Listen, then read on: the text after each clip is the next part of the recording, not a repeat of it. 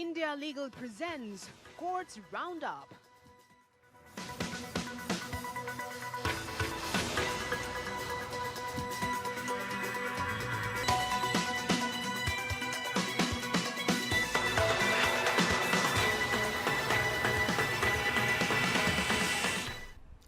नमस्कार, courts roundup में आपका बहुत स्वागत है। मैं हूं आपके साथ नेहा दुबे। इस बुलेटिन में अगले आधे घंटे हम आपको कोर्ट से जुड़ी तमाम छोटी बड़ी खबरों से करवाएंगे रूबरू। कोर्ट की कार्रवाई और सुप्रीम कोर्ट से लेकर हाई कोर्ट्स और लो कोर्ट्स तक के फैसलों को रखेंगे आपके सामने। तो आइए शुरू करते हैं courts roundup. India Legal presents Courts Roundup.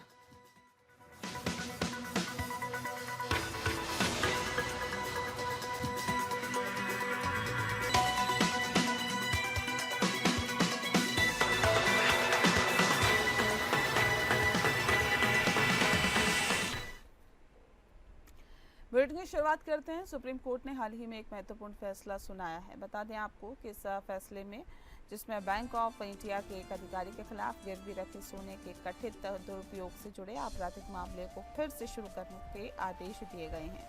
Court ने पटना हाई कोर्ट का आदेश रद्द कर दिया जिसमें एफआईआर खारिज कर दी है। बता दें आपको कि एक व्यक्ति ने बैंक ऑफ इंडिया से 7,70,000 का लोन लिया था और इसके बदले 254 ग्राम 22 कैरेट के सोने के आभूषण गिरवी रखे थे। जब लोन का भुगतान हुआ तो बैंक ने सोने का दोबारा मूल्यांकन करवाया और उसे नीलाम कर दिया। व्यक्ति ने आरोप लगाया कि उन्होंने 8,01,383 रुपये बैंक को चुका दिए थे, लेकिन बैंक ने उनका सोना वापस नहीं किया। जस्टिस संजय करोल और जस्टिस मनोज मिश्रा की खंडपीठ ने कहा है कि हाई कोर्ट ने मात्र बैंक की फ्रॉड रिस्क मैनेजमेंट पॉलिसी के आधार पर निष्कर्ष निकाला कि बैंक की कोई गलती नहीं थी। जो गलत है कोर्ट ने कहा है कि धोखाधड़ी या दुरुपयोग हुआ या नहीं ये एक साक्ष्य का विषय है जो ट्रायल में तय किया जाएगा। सुप्रीम कोर्ट ने हाईकोर्ट द्वारा एफआईआर रद्द करने के आदेश को गलत बताते हुए अपीलकर्ता द्वारा दर्ज की गई एफआईआर को बहाल कर दिया और कहा कि अब मामले की जांच ट्रायल के जरिए होनी चाहिए।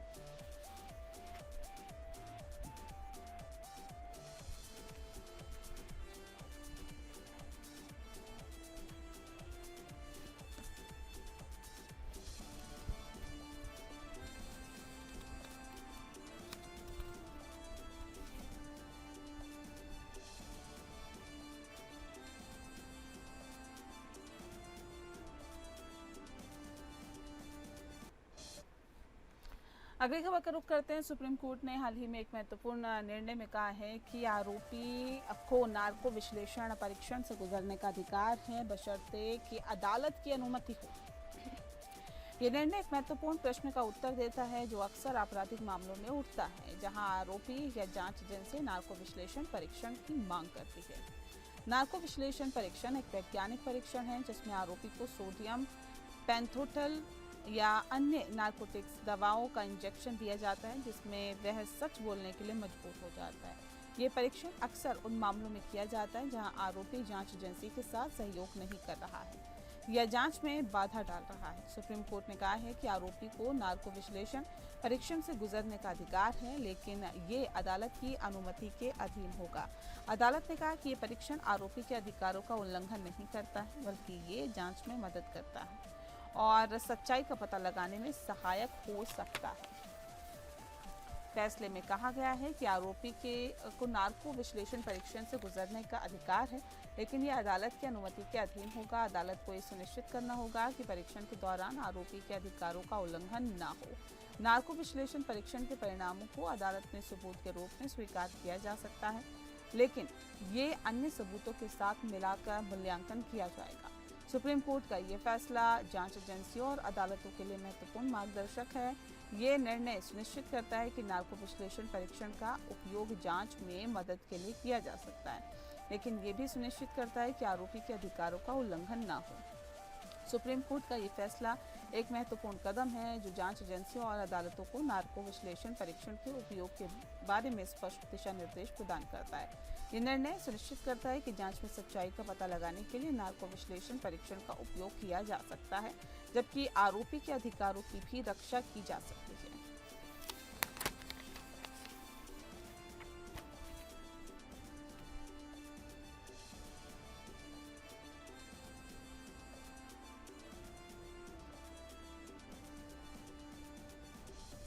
नार्को विश्लेषण परीक्षण का ये पूरा मसला है। नार्को विश्लेषण परीक्षण के लिए आरोपी का अधिकार, बता दें आपको कि जिस तरह से नार्को विश्लेषण परीक्षण में आरोपी का अधिकार और साथ ही नार्को विश्लेषण परीक्षण के लिए अदालत की अनुमति भी जरूरी रखी गई।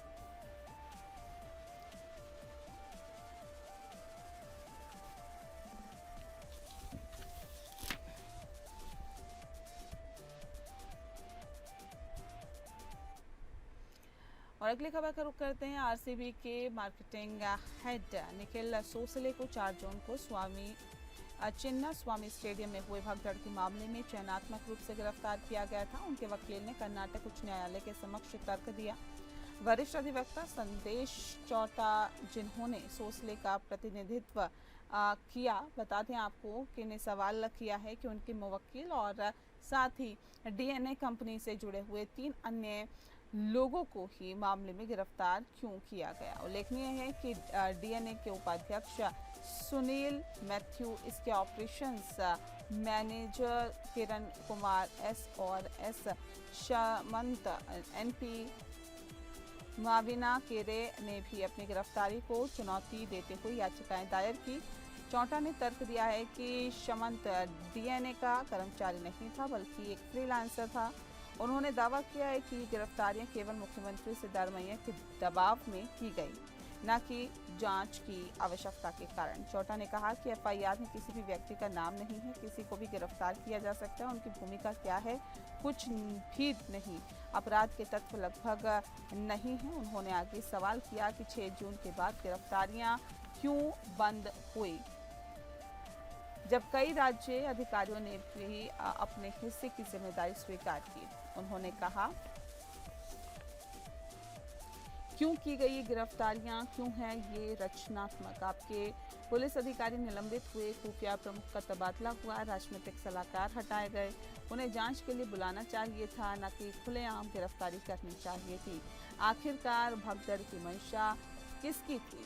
सबसे अच्छा इस तरह के मामलों में सवाल ये है कि कौन लापरवाह था। आरसीबी, डीएनए, केएससीए, राज्य, हम सभी एक ही स्तर पर खड़े हैं।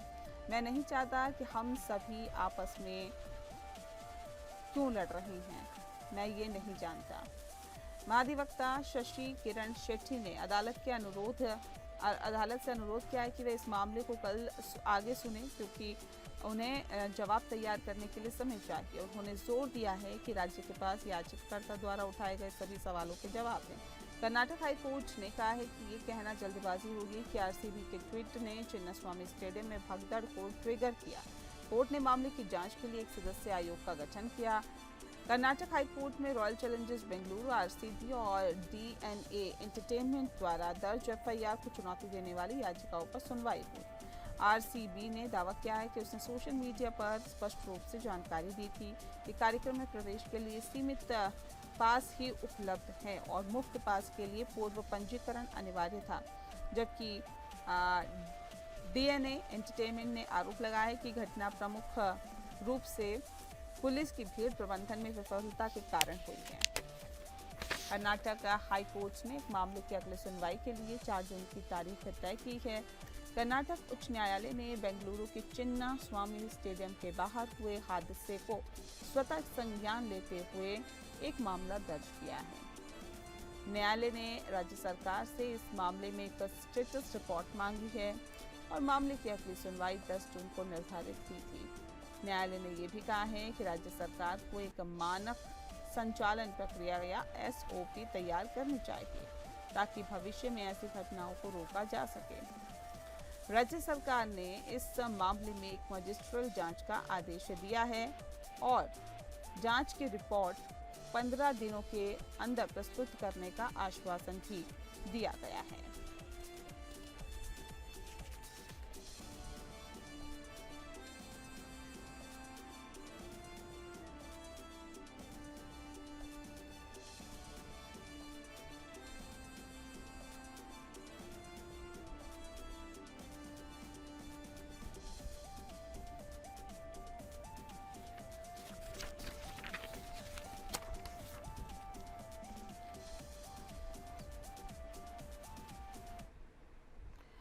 अगली खबर का रुख करते हैं। दिल्ली के साकेत अदालत ने हिंदुस्तान टाइम्स और उसके पूर्व रिपोर्टर नीलेश मिश्रा को 2007 की एक खबर के लिए एक व्यवसायी को 40 लाख का मुआवजा देने का आदेश दिया है। खबर में दावा किया गया था कि व्यवसायी को वित्तीय अनियमितताओं के आरोप में कंपनी से निकाल दिया गया था। व्यवसायी अरुण कुमार गुप्ता ने इंटीग्रिक्स नामक कंपनी में 2000 के निदेशक के रूप में काम करना शुरू किया और साथ ही बताया ये भी जा रहा है कि 2005 में इस्तीफा दे दिया। बता दें आपको कि इसके बाद इंटीग्रिक्स ने गुप्ता के खिलाफ एक मानहानि कारक ईमेल और वेबसाइट हैकिंग के आरोप में 2 मुकदमे दर्ज किए हैं। बताया ये भी जा रहा है कि बाद में पता चला है कि ईमेल और हैकिंग का आईपी पता गुप्ता से जुड़ा था। जनवरी 2007 में हिंदुस्तान टाइम्स ने एक खबर प्रकाशित की थी जिसमें दावा किया गया था कि गुप्ता को वित्तीय अनियमितताओं के आरोप में निकाल दिया गया था।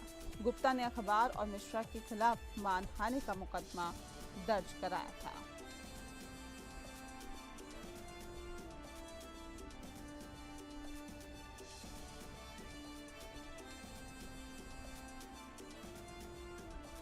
खबरों में आगे बढ़ते हैं। मद्रास उच्च न्यायालय ने अपने एक महत्वपूर्ण फैसले में कहा है कि केंद्र सरकार द्वारा राज्यों को शिक्षा के अधिकार अधिनियम आरटीई के तहत देय धनराशि को नई शिक्षा नीति यानी एनईपी के कार्यान्वयन से जोड़ने की आवश्यकता नहीं है। तमिलनाडु सरकार ने केंद्र सरकार के उस फैसले को चुनौती दी थी जिसमें कहा गया था कि एनईपी को लागू करने वाले राज्यों को ही आरटीई के तहत वित्तीय सहायता प्रदान की जाएगी। तमिलनाडु सरकार का तर्क था कि ये निर्णय असंवैधानिक है और राज्य के अधिकारों का उल्लंघन करता है।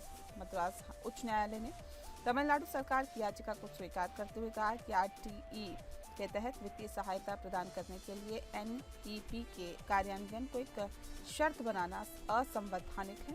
न्यायालय ने कहा है कि आरटीई एक केंद्रीय कानून है और इसके तहत वित्तीय सहायता प्रदान करना केंद्र सरकार की जिम्मेदारी है। न्यायालय ने कहा है कि एनईपी एक नीतिगत निर्णय है और इसका आरटीई के तहत वित्तीय सहायता से कोई संबंध नहीं है। न्यायालय ने यह भी कहा है कि राज्यों को एनईपी को लागू करने के लिए मजबूर नहीं किया जा सकता है और उन्हें अपने अनुसार शिक्षा नीति बनाने का अधिकार है। इस निर्णय से राज्यों को राहत मिली और एनईपी को लागू करने के लिए दबाव में थे।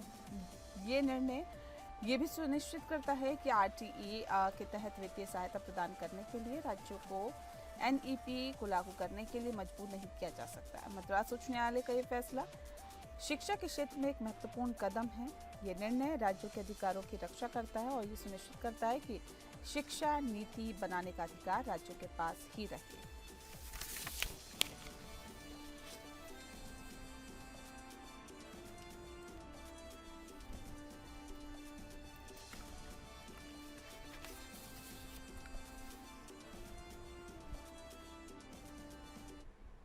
अगली खबर का रुख करते हैं। सुप्रीम कोर्ट ने महिला जज के साथ अभद्र व्यवहार करने वाले वकील की सजा कम करने से इनकार कर दिया। ये मामला एक महिला जज के प्रति वकील द्वारा की गई अपमानजनक और अभद्र टिप्पणियों से संबंधित है। वकील ने अपनी सजा को चुनौती देते हुए सुप्रीम कोर्ट में याचिका दायर की।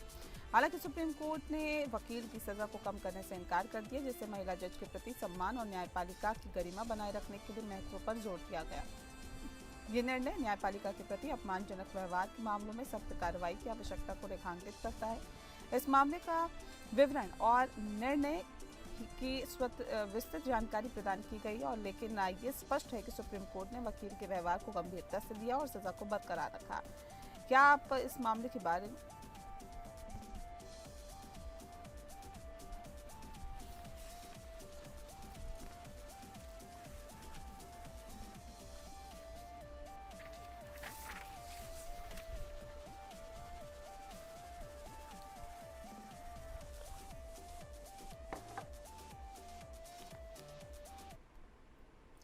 दिल्ली पुलिस की हिरासत में एक व्यक्ति की मौत के मामले में मजिस्ट्रेट ने एफआईआर दर्ज करने का आदेश दिया है। ये मामला दिल्ली पुलिस की हिरासत में एक व्यक्ति की मौत के आरोपों से संबंधित है।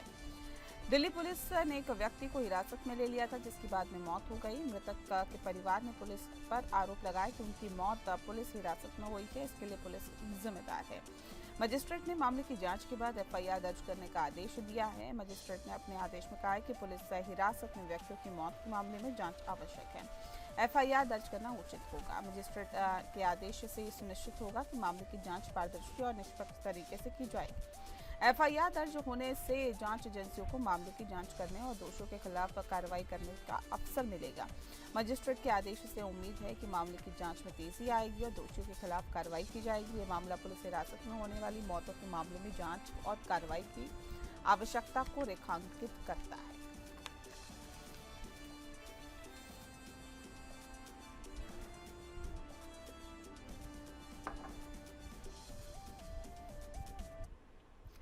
इसी के साथ फिलहाल इस बुलेटिन में इतना ही। नमस्कार।